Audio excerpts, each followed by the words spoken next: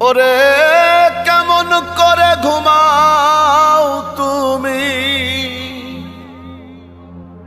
কেমন করে ঘুমাও তুমি ফজর করে কাজা।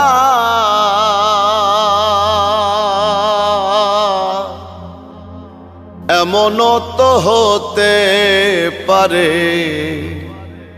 জোহরে জানাজা তোমার, এমনও তো হতে পারে জোহরে জানাজা। মুসলিম হয় না জন্ম নিলেই মুসলমানের ঘরে, কাফের মুমিন তফাতটা হয় সালাতের উপরে। হে